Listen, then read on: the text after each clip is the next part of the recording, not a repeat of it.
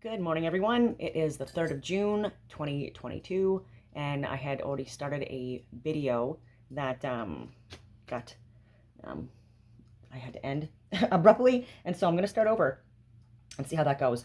And so yesterday, I didn't really elaborate too much on why, I was discussing our mayor, Jim Watson, here in Ottawa, Canada,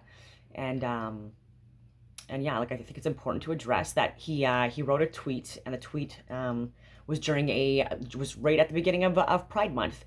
He exploited it and capitalized on the first day of a huge celebration to let everyone know that he was gay, and to let everyone know that he has received anonymous emails saying that being homosexual is a mental illness.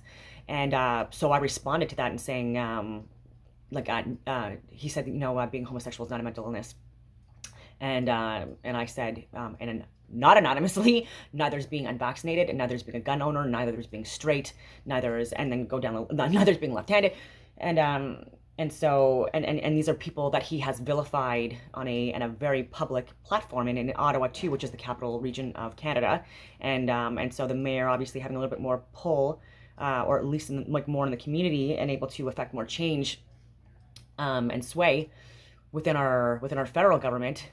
It's just more so than again the mayor of Gaspé, for example, or the mayor of I don't know, some other area. And so it's important that that we don't have, that we call this stuff out, right? The hypocrisy, and how he's vilified people that were unvaccinated and still are, and painted them, even at tying them to being white supremacists, black supremacists, Antifa, across the board, sexist, all these things, and then just rallying these people to enforce unlawful, unethical mandates on human beings, without looking inward at things that he needs to fix in his own life. That makes him so blatantly audacious to write tweets like that, with so many followers, just blindly listening to this stuff and seeing him as a victim. And again, we do this, even our leaders, playing themselves as the victim, and so then there's villains, right? And and then they have to identify who the villains are, and then they do, and then we get not so nice treatment, and we need to stop this. It's ridiculous, because throughout history there have been people are homosexual, right? Roughly, I think 10 to 15% of the population, as long as the majority of a species procreates or mixes with the different biological sexes to procreate. However that happens, and hopefully raising children in a healthy environment with the couple or the community, because it takes more than one or two people to raise children. It takes community, just like every other species in the world. They all help each other, and if things happen to the parents, other people pick them up. Other species, other animals in that species subgroup helps, right? And we don't do enough of that here, and it's because of messaging like this, where throughout history there have been a certain percentage of the population that they're homosexual, and it's not my business, it's not your business. And I know people that are married, and in very loving long-term relationships, and they're very healthy, and they're very mindful, and they're very respectful, and they actually don't like the messaging either by people like Jim Watson out there, that puts a really negative light on them and gets them to have even more people kind of frustrated at them as well, right? Because there's always going to be a pushback. And so what Jim Watson did was actually just put a lot more resentment and hate towards homosexuals, and that's another reason why I don't like it. You need to stop doing this, because there are a lot of people, if you actually paid attention, actually went to the Ottawa Mission or Shepherds of Good Hope. These are the shelters in Ottawa, because I haven't seen them there, and I've been doing kitchen work and facilitating for years, and I'm not even from Ottawa, or the mayor. And go watch sporting events, and talk with the people, and try to just understand people more on an individual level, and just be more respectful, right? And so the more you learn from other people, and instead of just dismissing them as these other groups, just learn your own lessons, is what I have to say about that. Oh yeah, even light eyes versus brown eyes, recessive versus dominant genes, light hair versus dark hair. And again, this also depends on the region that you're at in. and inherent, you know, yeah, genetic makeup and all that stuff, and how they combine with other genetic material to create offspring. Um, yeah, I was just going on because like the 1 in 10, like again, and the more we try to like take the weight, like you already are rare, so you don't have to like keep on breaking down these like subgroups to try to be even more unique in a unique subset, instead of just embracing your own like whole like mind body soul connection, right? Because there's just so much more than just identifying as this one thing, when there's so many other things that you're missing by just painting yourself in this one little corner. And yeah, when like the answers to life are like eat healthy, be more mindful of what we eat, and appreciate the food that we're eating, and just maybe understand like a little bit more of like the effort that is done in order for you and I to get this nourishment, whether it be like out in the natural environment. It's still being created from, you know, trees and plants and insects and bugs and same thing, and other species. And yeah, and so like I don't know why we just try to find just so many different ways of differentiate, and even our prime minister again came on saying again, but just there's so much divisive rhetoric in the media that large percentages of the population are consuming, and taking that to find ways to resist, like, oh, this isn't a good thing, these people are bad, oh, and I think they're helping but they're not. And yeah, and I'm just reading like a little bit on psychology, and just like how it's gotten a lot more censored as well.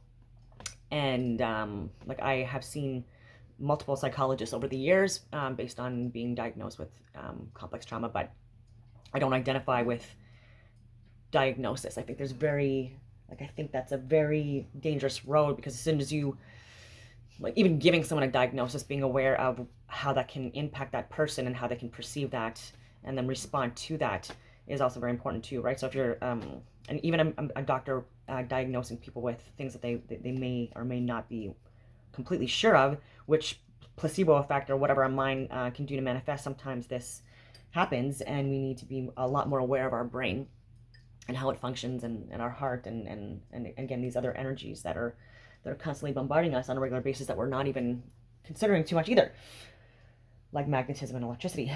But yeah, psychologists, and so they would start every session with just so you know, like, if you're going to be talking to me about like this or this or this or this or this, and I'm just like roll my eyes, I'm like, yeah, I got the drill.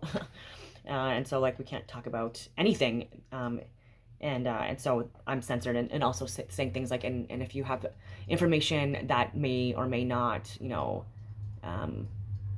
possibly like put me at risk or in danger, then I don't want to know either. So I'm like, okay, well, how do like people that are like combat veterans, sexual abuse survivors or trauma survivors, or like people going through really hard things, how are they able to kind of explore their dark side with someone that can like manage that area in a safe manner, like without being able to be like completely transparent and able to accept like hard truths that people go through and think about, and what you resist persists, right? So like this is why like psychologists need to be able to listen to really, really hard, complicated stories from really complicated people that have gone through really hard things.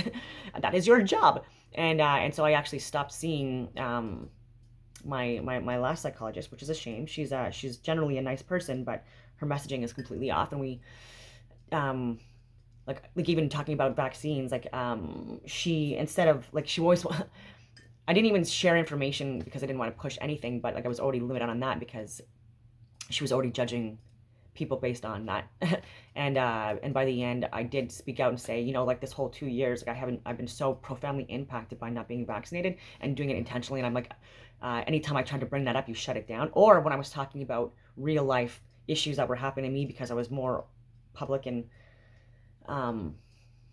on my on like trying to end mandates and things like that and give people more choice, like just like pushing for freedom of choice, and because of this, people were calling cops on me. People were like, and two men showed up at my door last summer, and I shared this on Twitter and social media, and like they were like circling my block for like 2 hours. But yeah, a lot of things that I wanted to talk about too that was just dismissed because I wasn't vaccinated. I was blowing my mind. I'm like, okay. And but yeah, and so I've had a lot of heavy conversations my whole life because I'm willing to listen, because if I don't, then who will? And I've had a lot of soldiers in my unit or battalion or battle group or whatever that have often sat down with me. I always had an open door policy and don't freaking salute or any of that weird stuff, like first name basis, and everyone hated that. But I thought it was so weird, like the whole clicking your heels together and like salute and then like go in there to talk and then salute again when you leave, and then 15,000 people saluting you when you're trying to get into a building, and it's just like, oh my god. Anyway, I know there's a respect element to that as well, but these people I knew, and they were respectful people, right? And so that was already like out the that assessment was already made. Where was I going with that? Oh yeah, and they would sit down and they'd talk to me about like their experiences in war, and things that they couldn't tell their psychologists or their wives or partners or kids, obviously. And heavy stuff. And that is something that I think that it's very difficult to hear, because when they tell you these stories, it's generally speaking like the first time that they actually feel safe enough to say like the deepest, darkest things that they're thinking or that they've done, and then coming from a place where you try not to judge, because that's important too, and be like a safe space, and try to like talk through it. And more often than not, this helped on so many different levels, allow these people to learn and grow from it, right, and see things in a different way, possibly. And I still do that, and so I'm still in regular contact with many veterans and many people that are still serving in various capacities, not just military either, like law enforcement, fire, nurses, CBSA, so many different people across the board, but like just people that have been through like a lot of really hard things. Even people actually that I've never even met in person, but because of being on different shows, they've reached out to me and opened up, like after like a bit of conversation, like over DM or whatever, and yeah, like tell me some awful things. Like even recently, like because of everything that's been going on too with so many different things. So what I'm saying is like what you're seeing on the media, like that's possibly a distraction or diversion, or whatever. But like there's so many people that are struggling, and they feel so censored, and that's why like the censorship bills and stuff like that too. Like I see that is definitely something that once you resist persists, that's going to make things worse, unfortunately. And that's just if you are someone that is able to like assess patterns and human behavior on in all aspects, right?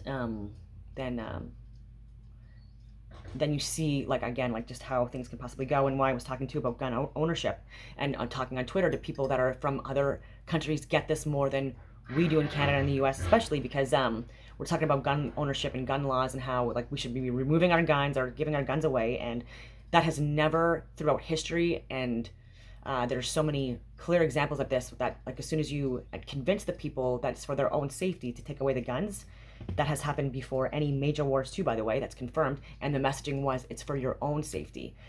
Within a couple of years, very short-lived, like those systems of government turned on the people, and there was millions of people that were murdered. This is 100% verifiable, and there's smarter people than me that are experts in these fields, in each specific war, even in each specific period of time, that can explain this a lot more than me. And I would urge you to do your own research, because this is why I own guns. This is why I practice safety with guns, and why I still teach advanced firearms instruction and stuff like that too, because it is part of our fundamental human rights and freedoms, this is what keeps them. It's just it's very important. And these people again that were executed or that were murdered, they didn't have any way of being able to defend themselves. And so if we translate that to any demographic that's being perceived as evil or terrorist organization or sick or whatever, then it's very dangerous, and we need to do better. We need to learn from that and not repeat history.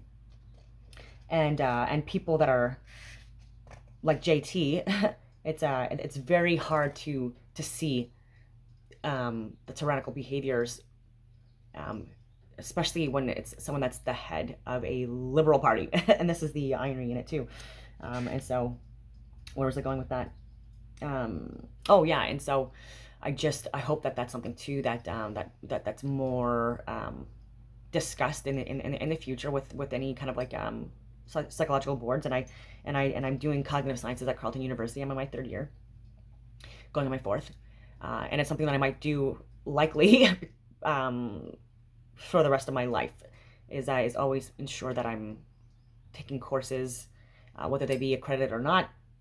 And that's really important. But like, I do hope that we start having more open, honest dialogue, and not kind of funneling people into these very divisive like mental states. And I've been trying to reach out to the heads of the department at Carleton University and different teachers, especially Deanna Willan, who has very dangerous rhetoric in her what she's teaching, and a few others. And I don't mean to call people out, but I guess like we need to hold people more accountable than institutions, because the people make up the institutions. And this is why I talk a lot about individual versus the collective. Unless the individual is sorted out, they can't be there for the collective. Oh yeah, and in my neighborhood, I shiny thing. I'm in suburbia, but I know, and I've talked to my neighbors. I don't know everyone on the block, but people move a lot too. But my neighbors on one side, they're very friendly, and they just they have a new baby and stuff, and it's just it makes me feel more safe and secure in my own community when I get to know the people around me. and like I was saying earlier, a lot of people don't. But when we had this big storm, they were away for the weekend, and then they just messaged me and just to make sure that there was no damage in their property, because there was been in mine.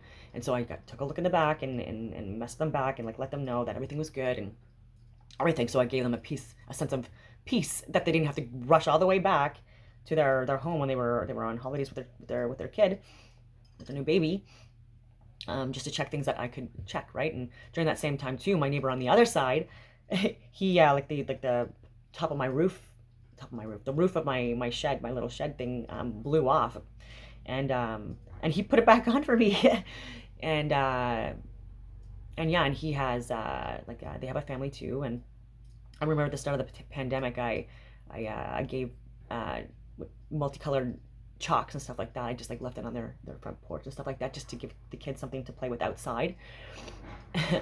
and yeah, and then like they were like doing like rainbows and like other games and stuff like that underneath the sidewalks. And so I would really like seeing that, like when I would like be outside seeing it. And so yeah, so it's a community. I don't know, like the more you have a community, and then the people that are on the other side of me, like across from me too, like they like we wave and say hello, and my dogs sometimes run over and try to go in their house and jump and lick, because they like everyone. But it is what it is. Yeah, I'm going over notes, but yes, the more difficult we are on ourselves, like the easier we are on other people. And the more we get to know each other on such a, like on so many different levels, not just like the genetic biological, but the spiritual and the and all that other stuff, like the more we can show up for other people. And so yeah, even with like exposure therapy, like the more we're able to manage suffering in a controlled environment, like we build confidence, and then that just makes us grow more as well. And so like I wouldn't say to avoid or or dismiss challenges because they're because you don't understand them, or they're not easy. Like, these are the things that we need to like explore more and challenge ourselves more. Like, the more we get outside and do physically challenging things, like this builds strength of character as well, just like the butterfly and the egg example, and even like through the birthing process too, when having a natural birth. And this is not to say that there's any benefits or like pros and cons to C-section versus natural birth, but I definitely want to have a natural birth, and it's going to be something where that is my choice, unless there is a really, really, really life-threatening to the child, like issue that I need to, and it seems to be like more and more people are getting a C-section because it's being imposed on them from medical people, because it's just easier that way, and they just want to rush people, like again, like we're just whatever. Yeah, or just people want to because of their own personal reasons. But I'm more of a naturalist, and so I do want to have a child in a natural way, if I ever do. And yeah, and there's something to that too, with like the fight outside of the canal. I don't know why I'm doing this. I hope it's not that big. Like, and anyway, no, please. Yeah, so I think I'm gonna like leave it at that for now, because it's probably offended a lot of people unknowingly anyway. And it's Friday again, and I might be going on a river cruise tonight after like a long walk with the dogs in a place that's right by my house. That's like there's streams and woods and trees, and I go bare feet in areas too, just to get that grounding with nature. And I go in like the cold streams too, because cold actually can help like energize our batteries. I don't know if you've noticed that when you're hotter, you're more sluggish, less energy, and then when you're colder, you're less sluggish, more energy. And yeah, I hope everyone has a great weekend.